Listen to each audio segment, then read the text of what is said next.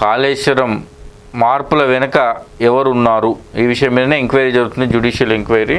So ఇక ముందుగా అనుకున్న కాళేశ్వరం డిజైన్లు ఎందుకు మార్చిండ్రు, ఇరిగేషన్ అధికారులు ప్రతిపాదించారా లేదా, పైనుంచి ఒత్తిళ్ళ, ఉన్నతాధికారులపై జ్యుడిషియల్ కమిషన్ ప్రశ్నల వర్షం, ఇక తమ్మిడిహెట్టి వద్ద నీళ్లున్నా మేడిగడ్డకు ఎందుకు తరలించారు, ఫండ్ సేకరణ ఏజెన్సీల ఎంపికలో ఎలాంటి ప్రాసెస్ అనుసరించారు, ఇన్ టైంలో పూర్తయిన అంచనాలు ఎందుకు పెంచాల్సి వచ్చింది. కమిషన్ ముందు మాజీ సీఎస్ సోమేష్ కుమార్ హాజరు, ఆర్థిక కార్యదర్శి రామకృష్ణారావు, రజత్ కుమార్, వికాస్ రాజ్, స్మితా సబర్వాల్ కూడా ఆన్లైన్లో అటెండ్ అయిన ఎస్కే జోషి ఇవన్నీ ప్రశ్నలు వాళ్ళ మీద సంధించారు.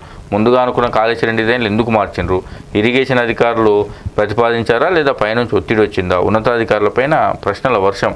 మొత్తానికి ఏంటంటే కేసీఆర్ దీనిలో ఎవరేమన్నా అధికారులు నిమిత్ర మాత్రులు అనేది స్పష్టం. ఎందుకంటే మాజీ ముఖ్యమంత్రి ప్రతి చోట ప్రెస్ మీట్ పెట్టి ఆయన నేనే ఇంజనీర్ ను కూర్చేసుకొని నేనే డిజైన్ చేసిన అని చెప్పిండు. ఇంకా దాంట్లో అధికారులను అడగాల్సింది ఏమున్నది, ఎంక్వైరీ ఏమున్నది. ఏ దేశం నుంచి ప్రతినిధులు అందరూ వచ్చి కాళేశ్వరం ప్రాజెక్ట్ కట్టింది కేసీఆర్ అని ఆయన వేణువులో పొగిడిరు. అప్పుడు ఎవరు అధికారాన్ని పోవడలే కదా, బాగా కట్టిండ్రని. దానికి మంచి జరిగినప్పుడు ఆయన పేరు వేసుకున్నాడు, ఆయనే స్వయంగా ఒప్పుకున్నాడు. అవును, ఇప్పుడు అధికారులు ఏమిచ్చారు, ఆర్డర్ ఏమిచ్చారు ఇదంతా పక్కకు పెడితే ముఖ్యమంత్రి హోదాలో దీనికి మొత్తం ఏ టు జెడ్ నేనే అని స్టేట్మెంట్ రికార్డు ఉంది, ఆన్ రికార్డు ఉంది కదా. అవును, దాన్ని బేస్ చేసుకొని ఆయనను విచారణకు పిలవచ్చు.